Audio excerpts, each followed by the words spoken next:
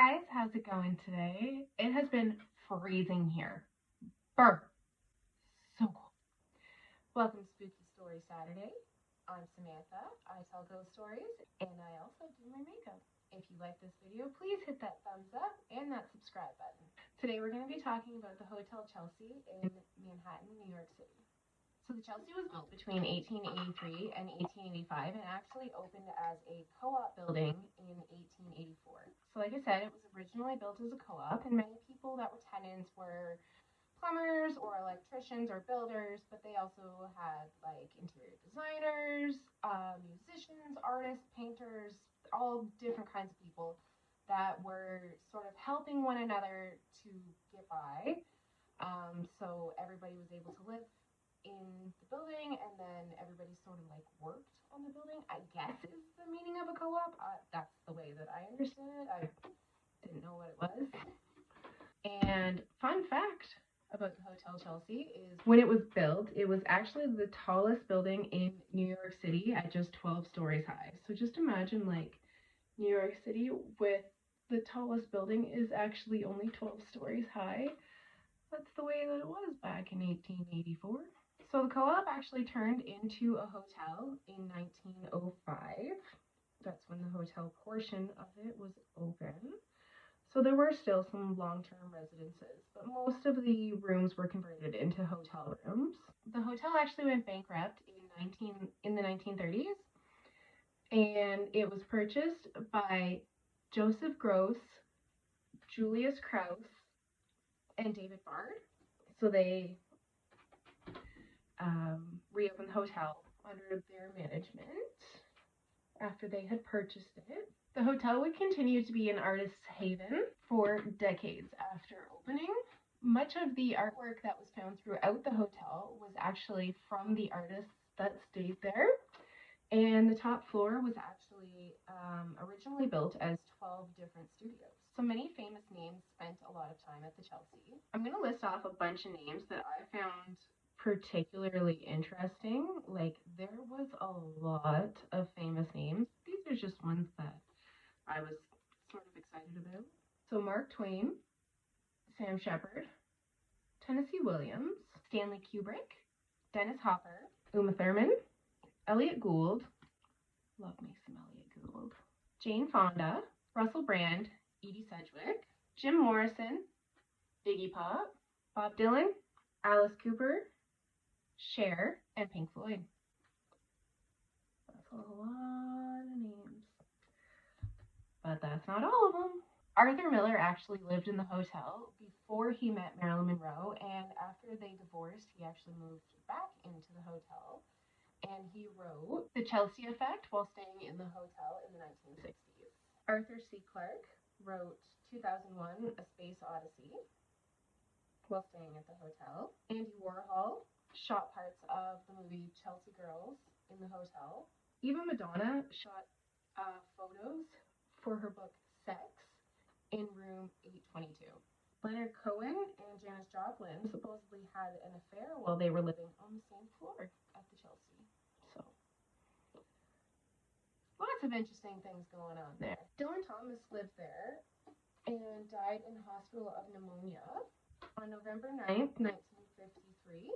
And I'm not sure if I'm saying this, but Joe Breas lived in the pyramid-shaped apartment at the top of the hotel, but sadly passed away due to complications with AIDS in August 1983.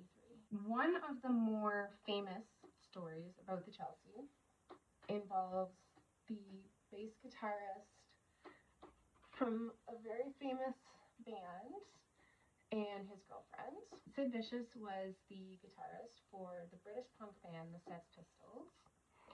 After the band broke up, partially due to his drug addiction, he and his girlfriend Nancy actually moved into the Chelsea. But sadly, on October 12th, 1978, Nancy was found stabbed in the stomach and bled to death in their bathroom. It's really unknown what actually happened, but while Sid was waiting for his trial for her murder, he actually overdosed and passed away as well.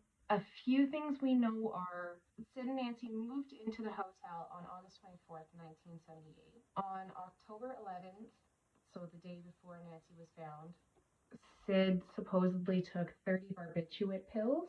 And the third thing we know is that he initially confessed to her murder and then denied it later on and said that he was sleeping. And of course, because we don't have much for answers, there are a lot of theories. Was it a suicide? Was it a murder? Was it a drug deal gone bad? Many think that Sid didn't do it, as he said he was out cold from his sleeping pills. I personally don't know what happens, but if you have a chance, check out the movie Sid and Nancy. It's really good. And some of the movie was actually shot in the Chelsea. Haunting. The Chelsea is apparently one of the most haunted buildings in all of New York City. I mean, it makes sense. It's really old. One of the oldest buildings that's there. It was the first co-op. And there are lots and lots and lots and lots and lots of stories of people who have come through the hotel. One of the things that I didn't know until I was doing this research was the Chelsea Hotel was actually a place for people who survived the Titanic disaster to stay when they first arrived in New York. I did not know that. But with that introduction, we have our first report of hauntings. So that would be Mary. Mary was on the Titanic and she survived. But sadly, her husband did not. And when she found out her husband didn't make it, she tried to go on, but she was unable. And she hung herself in her room on the 5th floor. Her ghost is mostly seen looking in the mirror. And I guess she finds the living to be quite a nuisance. So maybe if you go to the Chelsea and you see Mary, just let her be. So another ghost that is quite well known is Itelka. Again, I could be saying that wrong. She was thought to be a woman in her 20s with a family and 2 kids, a husband and 2 kids. And she actually ended up jumping from the window after severing her hand, and I guess she is now known as the severed hand ghost. A lady named Victoria, who always dressed as Betty Boop with the iconic curls and all, sadly passed away from AIDS while living in the hotel. Later, the next guest of the same room that she was staying in reported seeing Victoria in the mirror, Betty Boop makeup and all. There is supposedly an old-fashioned woman who smells of patchouli, and she cries out for her beloved. Larry the talkative ghost, entities, energies, and lights turning on and off have been seen. Voices have been heard, sobs, and cold spots have been felt throughout the hotel. Honestly, I could be here for like a month telling all of the stories that I came across. There were so very many different ones. I kind of just went with the most popular ones just because, you know, time. But I couldn't believe it. Like, I mean, it is a really old building, so I guess that makes sense. But there were a lot of stories. A lot. So, fun little random fact of what just happened. My eyeliner actually exploded. Went everywhere, completely blacked out one eye, but you can't tell too much. So, the Chelsea Hotel is actually currently closed. It's been closed since 2011 when it was bought again for a very large amount of money. It's supposed that the renovations that are undergoing right now are going to be somewhere in the neighborhood of about $40 million to try and restore it back somewhat to its original condition. Now, I am a lover of all things from way back when. So I would be absolutely ecstatic to see a hotel in New York City put back to its original grandeur. I don't know if that means like they're gonna put the co-op back in. I'm not really sure if that's part of it or if it's just gonna stay like a hotel. But I'm very curious to see what it looks like when it's all done.